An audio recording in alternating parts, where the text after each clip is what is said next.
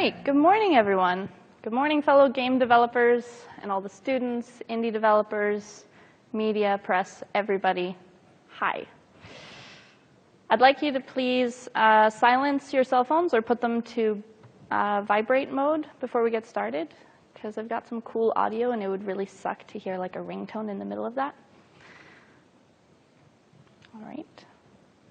As you all may have guessed, my name's Linnea, and I'm a lead artist at DICE. During Battlefield 4, I worked as a world builder on the multiplayer portion of our game. And today, I want to share some behind the scenes, just a quick look into the making of Battlefield. So today, I'm going to go over the approach that we had to the entire game, our art direction through various disciplines, such as animation, characters, VFX. You guys can read.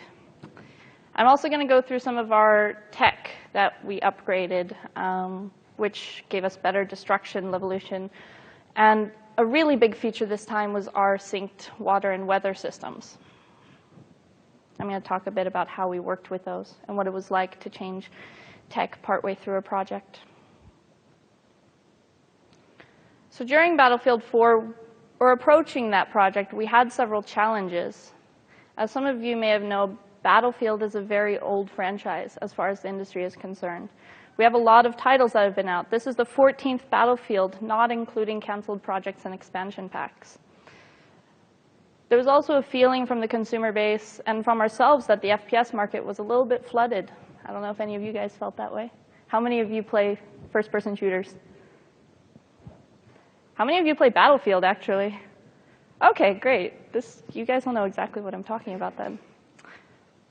We also had a changing audience base. So a lot of people that had started playing Battlefield way back in the day with Vietnam, 1942, and even people that had started playing with Bad Company, were suddenly noticing that they're getting older, more mature. So we decided that our game should also become a little bit more mature.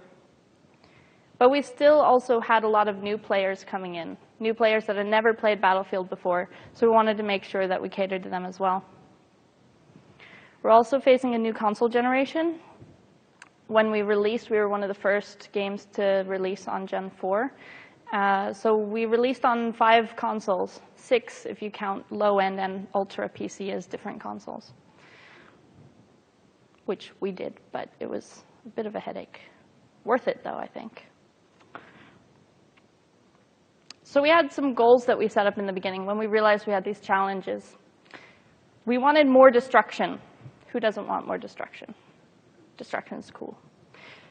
We wanted to listen to our players. We want to make sure that they felt like they were heard, like what they were suggesting, what they wanted, made it into the game, or at least that we were trying. We wanted to improve in quality and innovation. Of course, that's like obvious stuff. Who wouldn't want to get better at quality and innovation?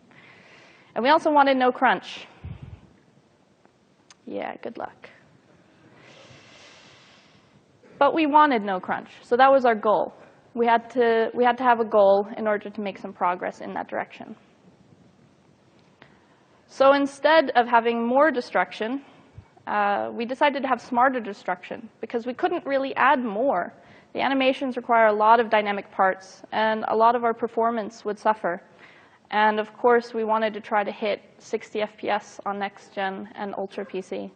So instead, we decided to focus our efforts where it mattered, in changing the gameplay with destruction, on the big stuff that players felt more, rather than the small aesthetic things that just ate up performance and didn't really add much to the feeling of the game.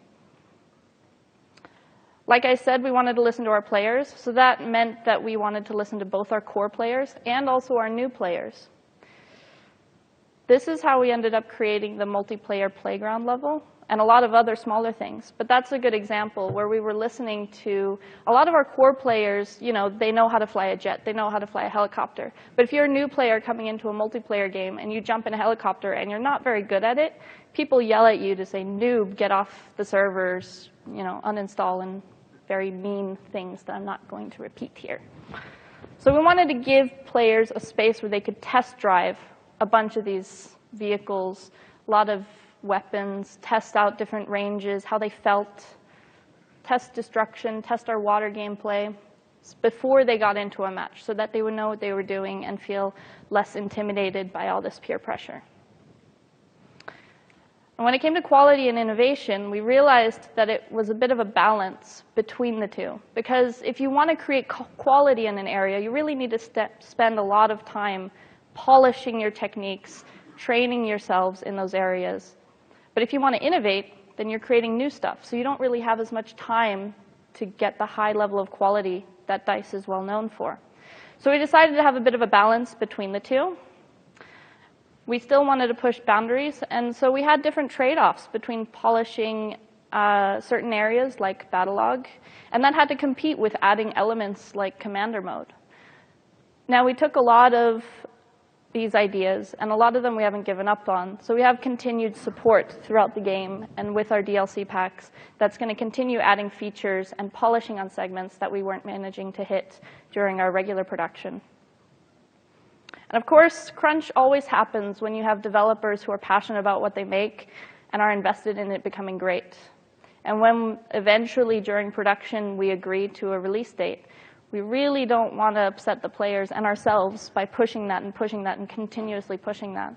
So we decided we're going to ship at a certain date, and some of us really wanted to get our features that extra mile better. So we spent a little bit of extra hours, but our studio was really great with encouraging healthier options, working out, time off.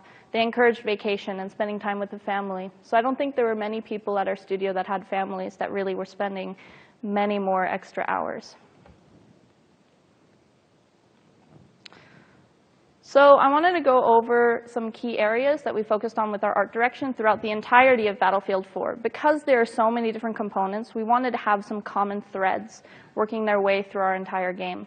This was for both multiplayer and single player, but also for different areas such as characters, animations, VFX, audio. So I'll go through each of those a bit. Human was the first area we wanted to improve in. We wanted everything to feel more human, more relatable. So we added new tech like blend shapes, scanning techniques, new eye shaders to the characters. Our animated characters should become aware of the player and have an egocentric system so that you felt like they reacted to you being there, not just standing there like a pillar. The effects should pull the player into the world. Audio should sound more human and be more human in their movement and interactions. And the music, we decided, will also be a bit more organic and human in its feeling and tone. Less dubsteppy than last time.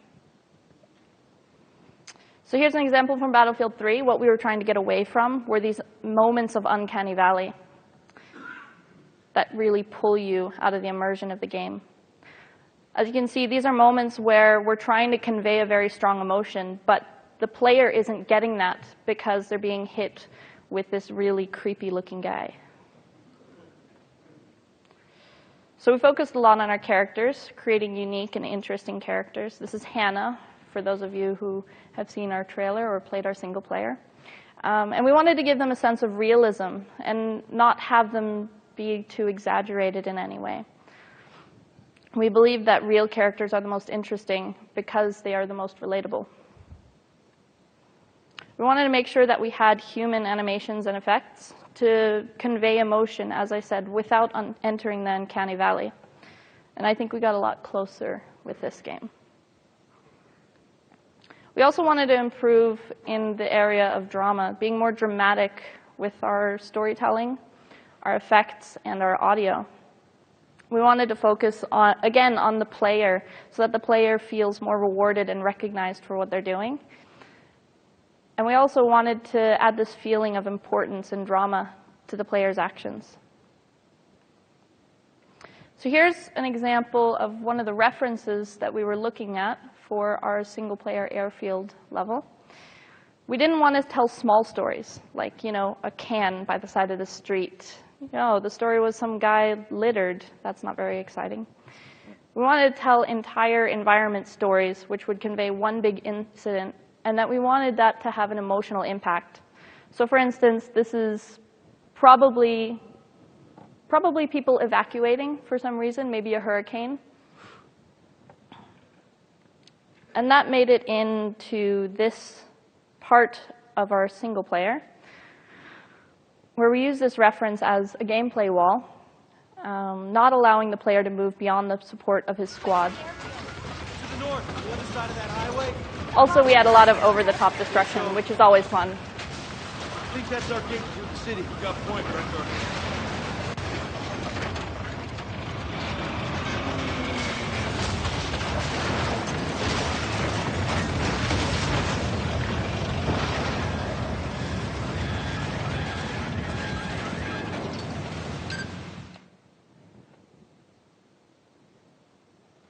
So you can see how when you approach that wall, there's some sort of story. These people had evacuated the city, and what we were trying to tell was that it was under siege. There was a big war going on, and an EMP had gone off, so everybody abandoned their cars while they were leaving, and it had left this big backup. So we had to obviously run a tank over it to get through. That's the best option. So we approached environmental storytelling in a fairly obvious way. This is a fence that I put in our level very quickly to show a point. This fence communicates to the player, this place is fenced off, don't go here.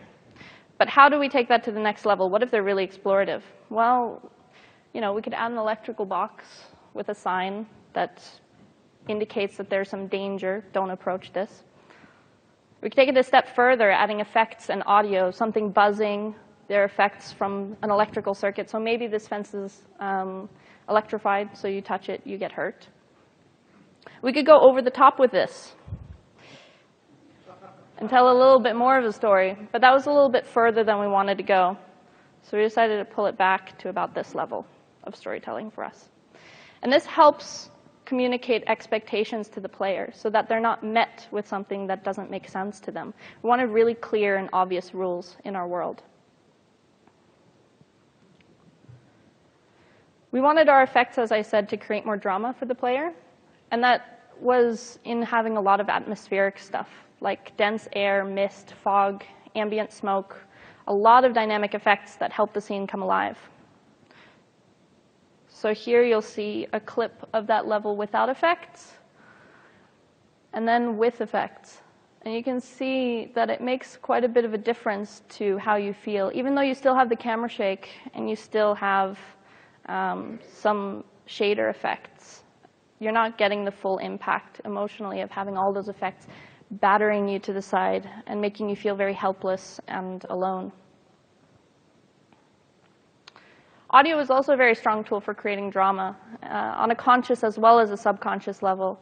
And our audio team, which has won tons of awards, wanted to make sure that this new game also maintained that level for quality that we were well known for.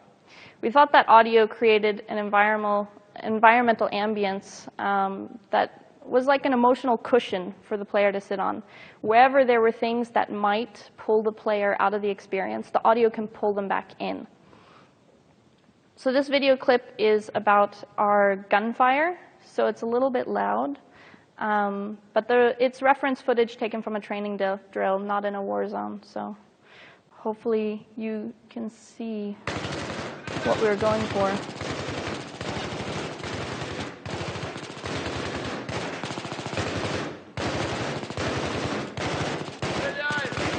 So as you can see, the pattern is really easy to discern here in the firing, which kind of makes it feel more like AI, more robotic. Here's the reference we were looking at.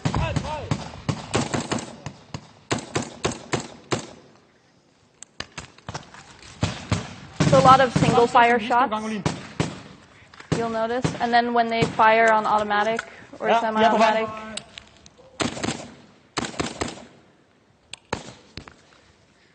they have a bit longer bursts. They're less predictable. But a lot more single fire bursts at very odd intervals. And then here's how we implemented that in our test range.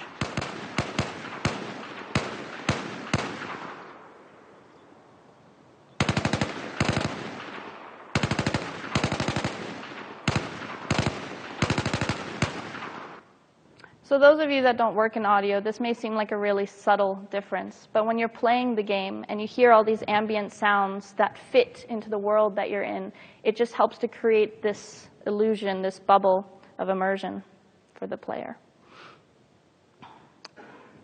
That being said, we also wanted to improve in the area of believability. This meant refocusing on infrastructure, how our spaces felt, the effects, and again, the animation. We believe infrastructure is extremely important to giving a space a sense of structure and believability. It needs structure and infrastructure for it to function in real life. So subconsciously, we expect these things when we go through spaces.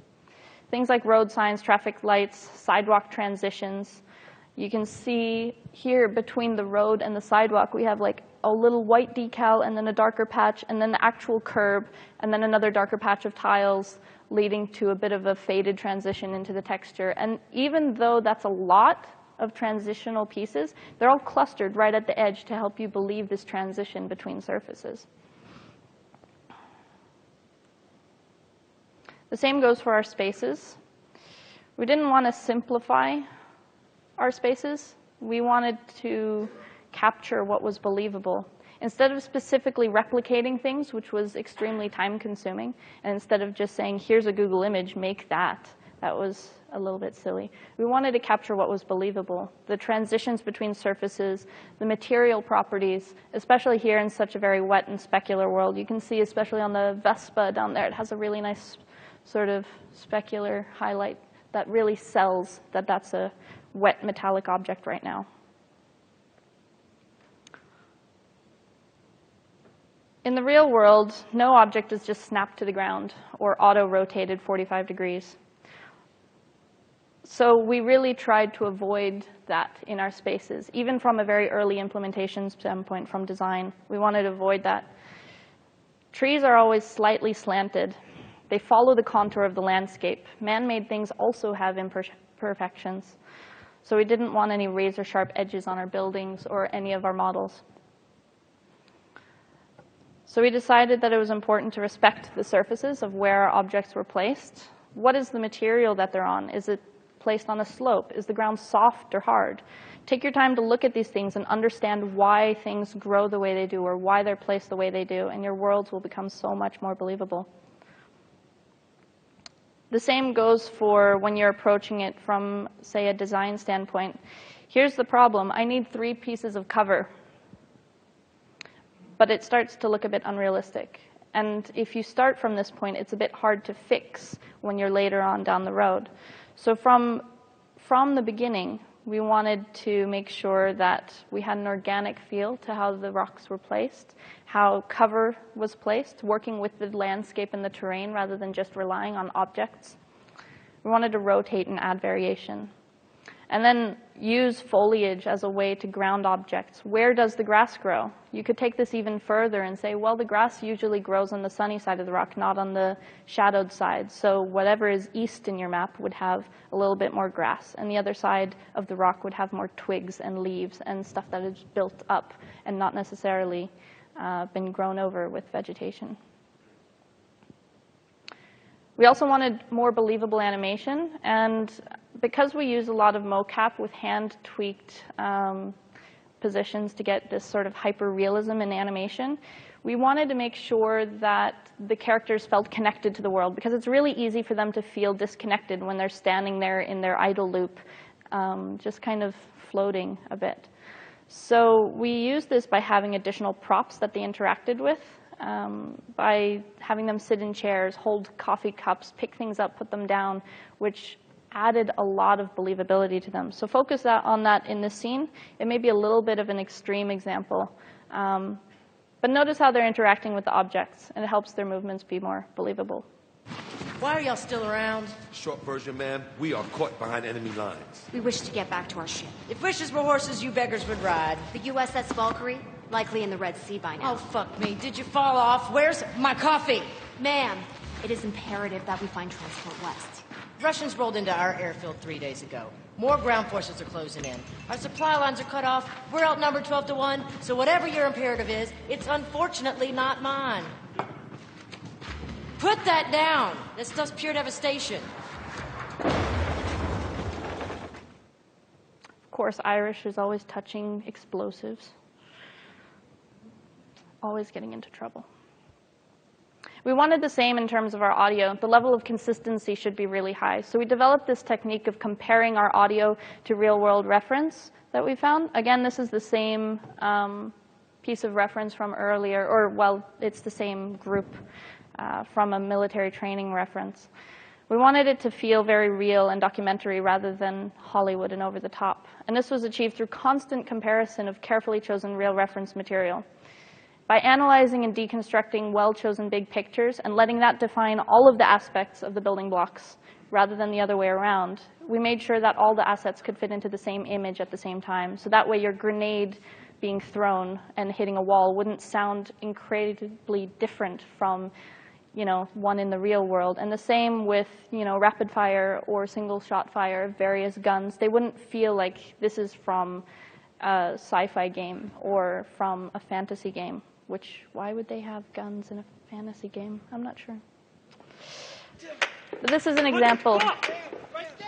So here's the raw footage from the actual reference. And here's the same reference, but with Battlefield 4 audio assets that we were working on.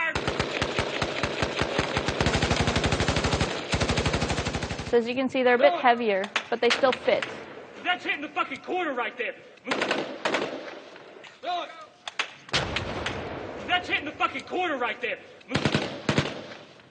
So as you can see, it works fairly well as a tool for comparing your audio. And I recommend it for anyone that's trying to follow a piece of reference, be it a film or a TV show or a cartoon or something, to compare your audio if you're trying to replicate a certain type of sound or feel. Here's a quick example from Battlefield 4. This is our single-player trailer, for those of you that haven't seen it. We wanted all of the elements in this to come together to form a cohesive emotional experience, telling a story through conveying an emotion. And the emotion that we have in this trailer and in the game arcs from a point of difficulty to loss and desperation, and then determination, because they're caught behind enemy lines. They're all alone. They don't have the resources of their entire army.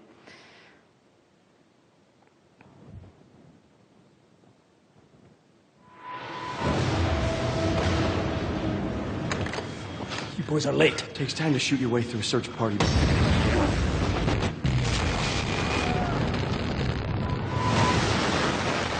You can see the effects there having a big emotional impact with the EMP field. For a billion people. You do not give Admiral Chang any more reason to be upset about the fleet of warships we got stationed right off his coast. No room for mistakes, boys. The four of us against an army? What are you, crazy? We need everyone alive and combat ready. I don't trust her. She's hiding something. You keep an eye on her. What is your problem? You don't like having a woman in your squad? I don't have a problem with women. I got a problem with liars!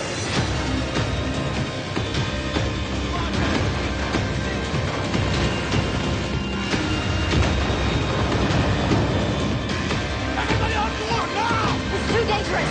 We are not going to leave you behind! No one gets left behind! And of course, more destruction. Warriors on the Valkyrie. I know we're tired. All of us have suffered. Lost friends, loved ones. We will ensure it was not in vain. We may be the only ship left. Not go down without a fight. Strike with speed and courage. Let this storm carry us home.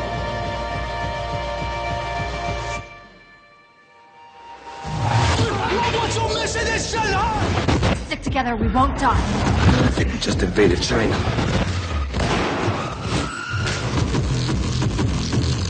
Of course, our very well-known Battlefield theme music.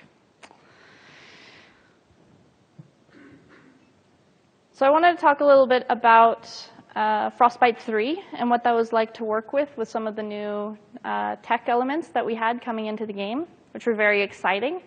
But also it required us to learn how to use new technology and how to work with that, adapt our content to that. It was really great to get updates and new tech during production, but it had some drawbacks. integration, growing pains, and like I said, redoing content. So our planning had to include a lot of padding to account for this. Sometimes new tech can come at a cost. As I said, rebuilding content was not always happy. So we needed to create shaders with dynamic and reactive properties to the world that were not overly heavy and loaded. That was tough because as an artist, you always want to throw in just that extra little blend or that extra little fade, but all the extra math really adds up here. And the same applied for our vegetation and our meshes. They had to look really good skinned when they were just normal and in a plain, sunny, windless day. But they also had to look good when they were pulled to the extremes of their rig and pushed when in a really windy environment. So we tried to use the same assets as much as possible instead of building unique ones for every single scenario. But when it comes together, it's really worth it. And here's a quick clip from our Frostbite team on some of the features that we got for Battlefield 4 from Frostbite 3.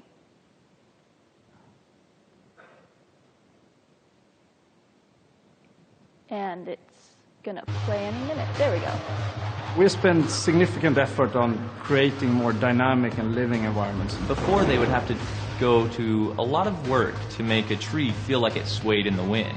Now we give them the tools to create the tree, and we let the game engine control how the wind affects that tree. Frostbite allows everything to work together. The waves on the beach, the wind blowing the whitecaps, even the clouds overhead all move consistently with the forces of nature. You might see an explosion go off, you'll see the trees nearby shake from the explosion. It's sort of subtle, but it creates this sense of seamless reality. So the large world coupled with a lot of people running around interacting with you really pays off in Battlefield 4. Destruction has always been a core feature of the Frostbite engine. It's the evolution of the way the environment is impacted by gameplay. Everything from the smallest spark colliding, but also gigantic chunks of debris that crumble when they impact the ground. The guys on Battlefield 4 have been working on something called LEVOLUTION. LEVOLUTION is really about the concept how you can drastically change a multiplayer map into something different. It could be anything from a big building collapsing or to a dam breaking or anything really big game changer to the level. A recent feature that we've put in, and you'll see in Battlefield 4, is our networked water simulation. So what this means is all players will see the same wave in the same position at the same time. And this leads to some pretty exciting cat and mouse type of gameplay where you're ducking down and going up and you can kind of peek around as you drive in your boat. It will no longer swim on a flat surface. Instead, it will be affected by the different waves and everything. And that comes to everything from living characters that are swimming, but also to the ragdolls. Something like a jet crashes into the ocean, you'll see the water react and the debris will then float. So as you can see, we had a lot of new features that came in with Frostbite 3. And this was happening during production. So it's not like we started a few years before Battlefield 4 released and we had all that great tech. Obviously, new tech takes time to develop. And we came up with ideas as we were in pre-pro. So asking for stuff and getting that back was a really great resource. And it was really worth it in the end to get this new tech and to rebuild our content, because I think it created a much more solid game in the end. I want to talk quickly about our destruction, because that's such a big feature in Battlefield, something we're very well known for.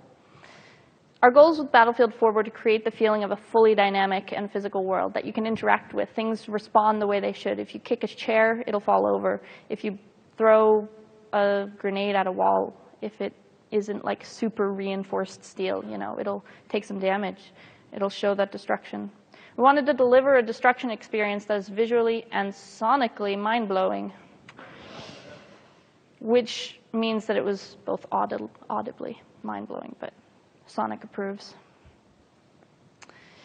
And we realized that since we can't have destruction on all of our objects, just for practical performance reasons, we needed to have a crystal clear visual language to the player that described what was destructible and what wasn't, so that subconsciously, even if they weren't aware of it, they would know that, well, obviously this wall is destructible and that one isn't, so they wouldn't just launch RPGs at walls and be really disappointed when they didn't get destroyed. We also used a good visual language throughout the rest of our game. Obviously, if it's red, it'll blow up. It's a classic. We also had yellow pipes that had poison gas, and I think blue had water, and some other sort of iconic like flashing lights for things that you could interact with. So we had different types of destruction in Battlefield 4 that we worked with. The first one was micro-destruction. This is when small arms fire chips off parts of an asset. This generally consists of smaller pieces and a ruin state for the explosion destruction. It allows vehicles to move over small objects without problems at the very end when you have a ruin state. And it communicates to the player that this asset is completely destroyed. So you'll see when I play this clip that I'll blow up parts of this, or I'll shoot parts of this asset. But there's always a bit of a ruin left at the bottom, so that there's still something there. Micro-destruction mostly is aesthetic and adds to an overall feeling of pressure. Let's say you're taking cover behind something that's like crouch cover height, and pieces are getting chipped off and flying in your face. It adds this sense of importance and drama and anxiety. But it doesn't really add large gameplay changes or memorable events, and it is the most expensive of all of our types of destruction. So we only use it in areas where the player is going to take frequent cover, such as around high populated capture points. So as you can see, there are various parts of the object, and those have health states. So when I shoot that and it takes damage, it'll be replaced with these cluster effects.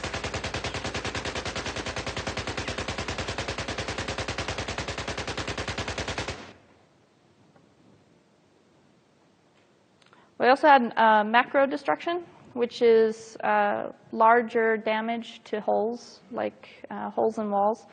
This allows players to create new routes and increase visibility throughout the level for all those super evil snipers out there. I was running from a tank, and I dived through the window after knifing it. It misses me and blows a hole through the wall in front of me. Then I run to the next door, and then it tries to hit me again and blows a wall through the store in front of me. So I'm just keep running through the holes it's blowing, but while still trying to hit me directly. It was unbelievable. Maybe a bit of an extreme example, but definitely has happened to me sometimes in the game. And then we have building destruction. We have structures that collapse after a certain amount of player-induced damage. Players usually are killed if they're caught inside this collapse. And these collapses are meant to change the gameplay area and the routes in a larger way. So let's say you had a two-story building, but then it collapses. You might still have some cover underneath on one side, but you can now like run over the top or around. And I apologize in advance for the frame rate. I was running like 4 versions of the game at the same time when I was capturing this. And as you will see, I was also running Skype.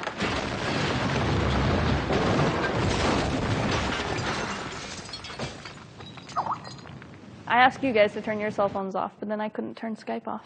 It's hypocrisy.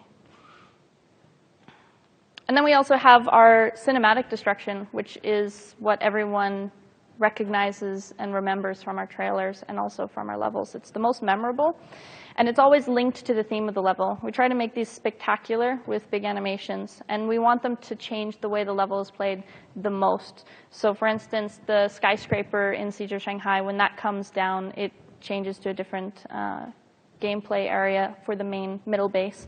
And the same on, I think it's called Flood Zone. You can break a dam, and it raises the entire water level in the city. So instead of using vehicles, you now use water vehicles.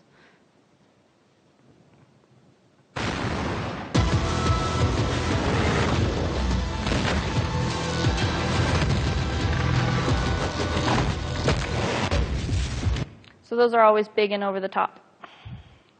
Who doesn't like a little bit of big and over the top? I know I do.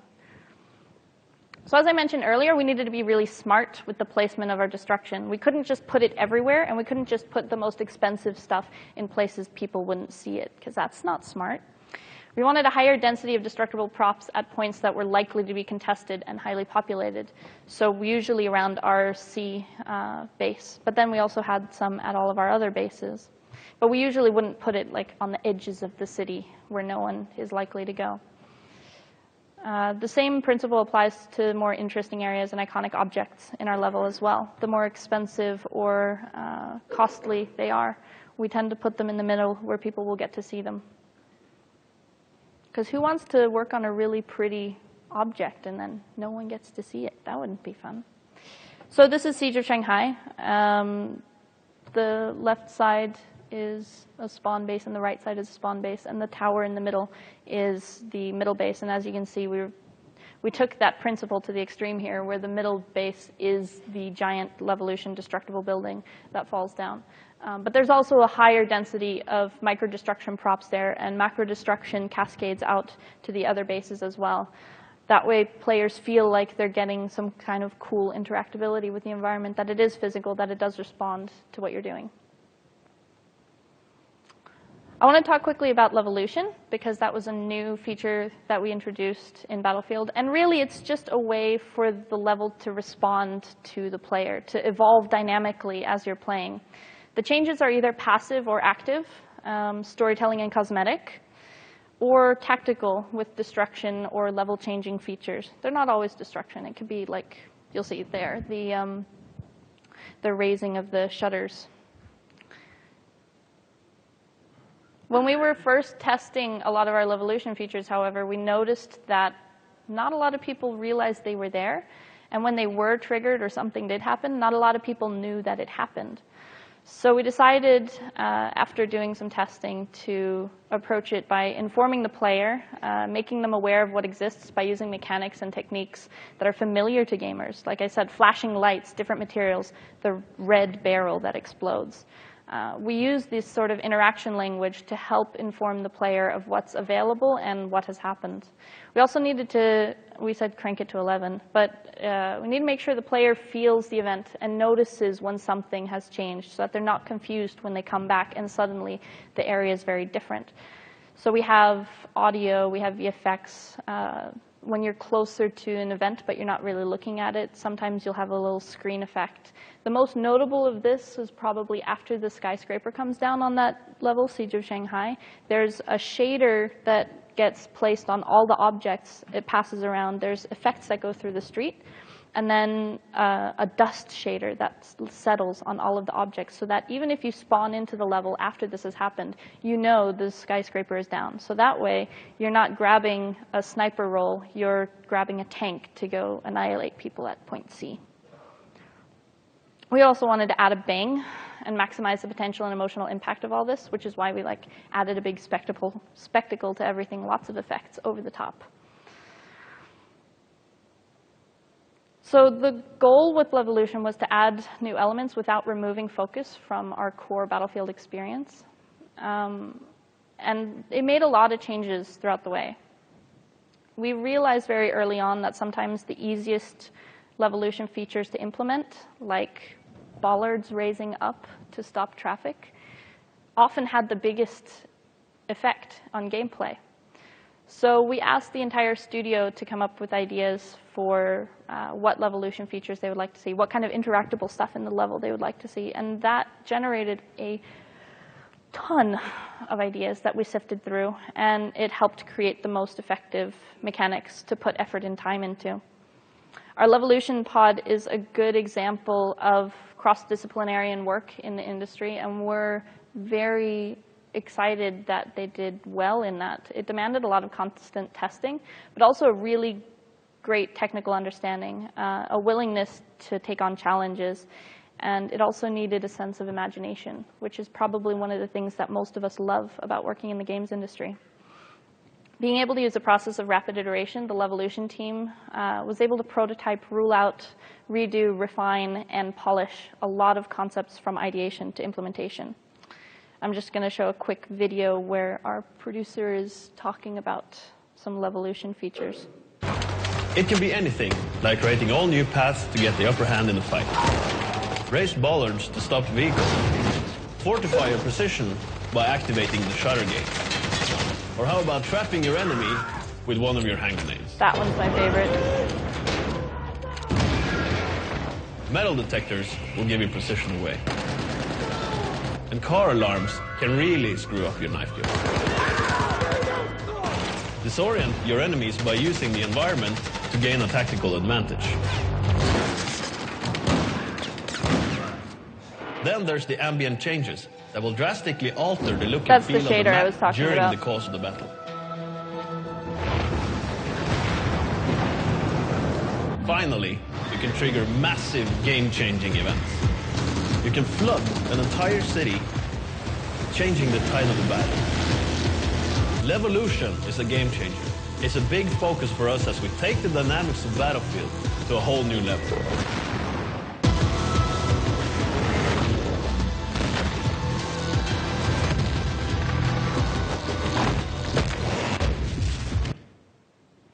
Pretty fun. I like it. Now I go back and play other FPSs and I'm like, why can't I interact with everything? I also wanted to talk about our water and weather system. As you guys saw in the Frostbite video, we have a new server-synced water simulation system that allows all of our players to see the same waves at the same time. We ended up using an approach that we call our visual target for a lot of this. Because we have so much content over so many maps, we wanted to create a base set of assets that could be used everywhere that would react to whatever environment they were put in.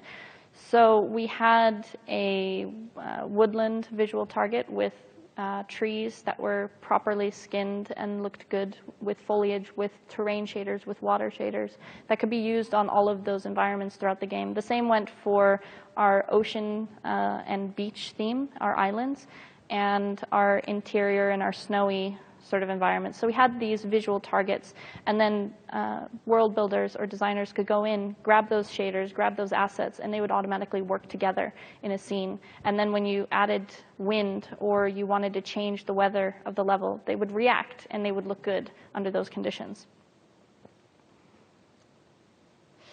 Like I said, this demanded that a lot of our content was very flexible. And that was probably one of the harder things to do, was go back and make shaders that would look good when the water was completely placid, but then would froth up and get a little darker and look still solid like good water when it became a lot more stormy. I wanted to show you guys our visual target for the woodland environment, just so you get an idea. And this was really early on in production, so some of the assets got updated, but you'll still see kind of how we created that.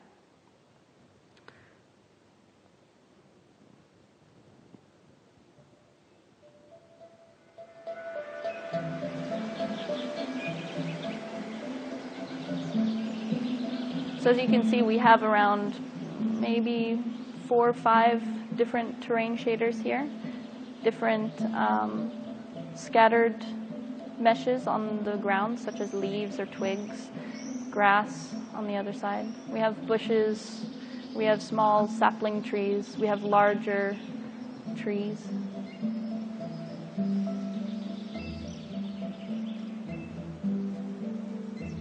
And plenty of lens flares. We had to make sure that a lot of our assets, like rocks that were being used for level design quite frequently, were very solid, so that from early on we were getting good content into our levels, so that we didn't have to go back in and replace it with new content later on.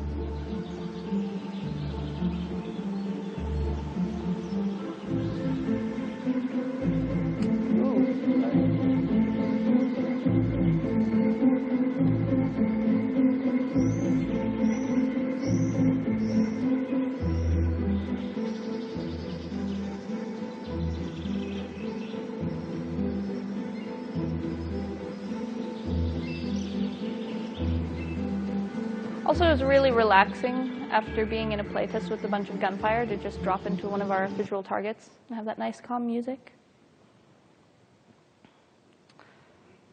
So I wanted to say a big thank you to all of you at GDC, all of you who play our game, everybody that supports us in the community. Big thank you from the multiplayer team and also from the rest of the Battlefield 4 development team. I also want to extend a huge thank you to the GDC board for organizing this event, and the technicians who keep everything running smoothly, and the conference associates. We couldn't do any of this without you guys, so please warm Round of applause.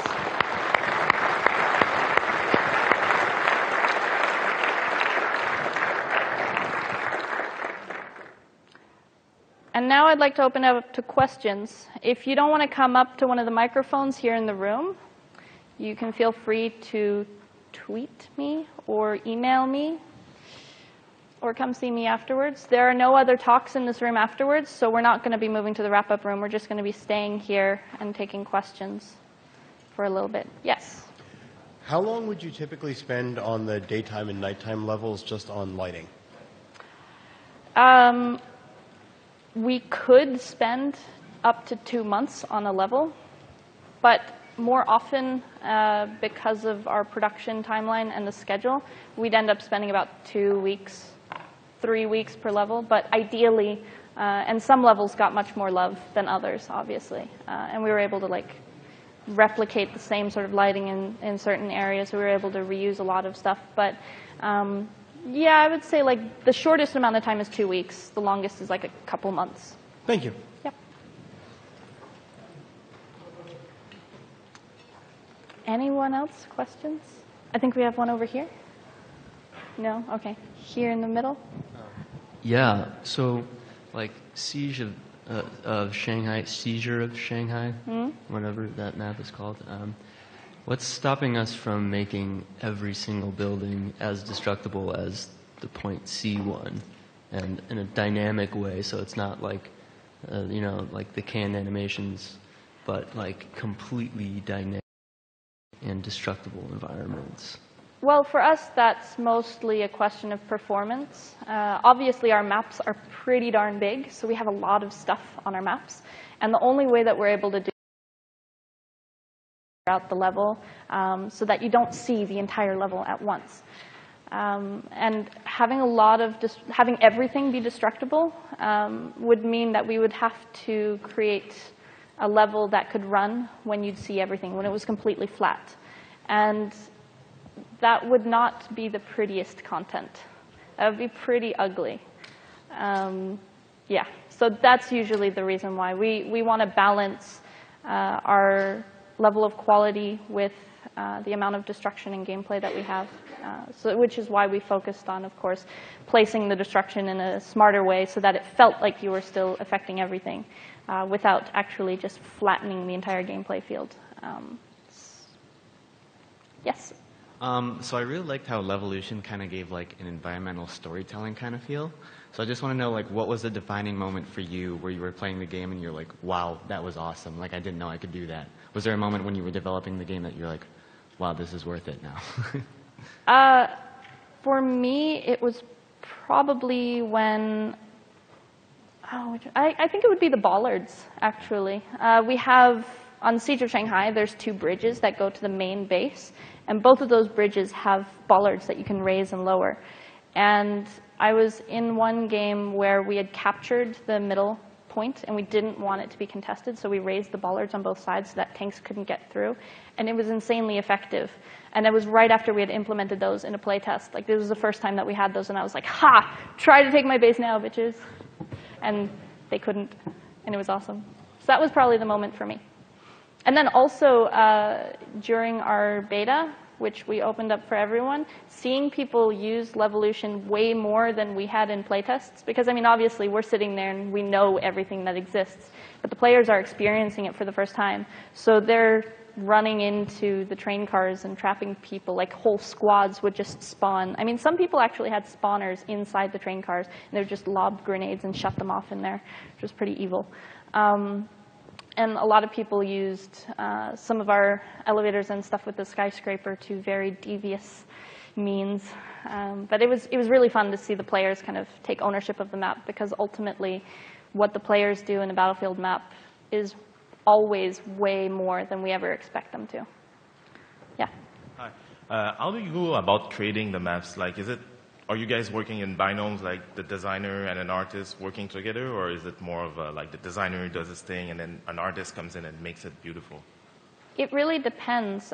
We have this role that we implemented for I think it was Battlefield 3, but we really used in Battlefield 4 called a world builder, which combines a designer and a level artist into one person, somebody that spreads both disciplines. We still have specialists that are really great at level design and people that are really great at level art, but we try to combine those into the world builder role, someone that can understand where design is coming from, but it can also, look through the lens of art. So usually we would start, obviously, with a really early gray box stage, and it would look, no offense, it would look designery.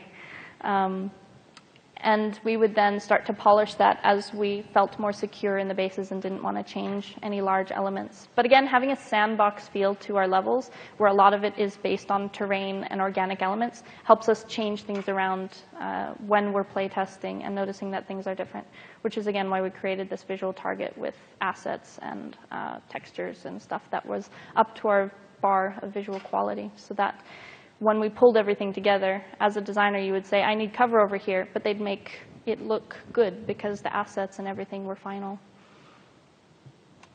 Any other questions?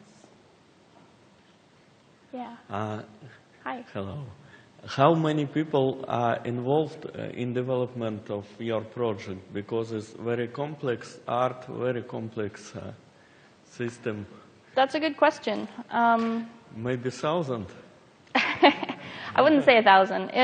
It was a fairly large team for such a big project, I think. As you can see here, this is our multiplayer team.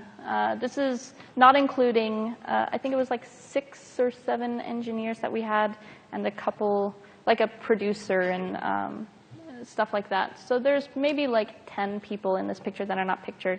So our multiplayer team was not fairly over the top big, I would say, depending on if you look at the number of levels that we created.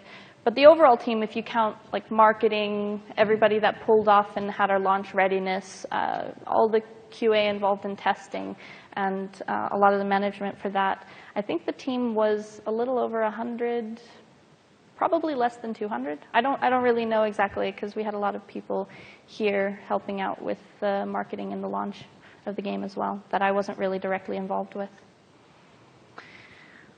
Any other questions? All right, well, I will be hanging out here if anyone wants to come talk to me. Thank you all for coming.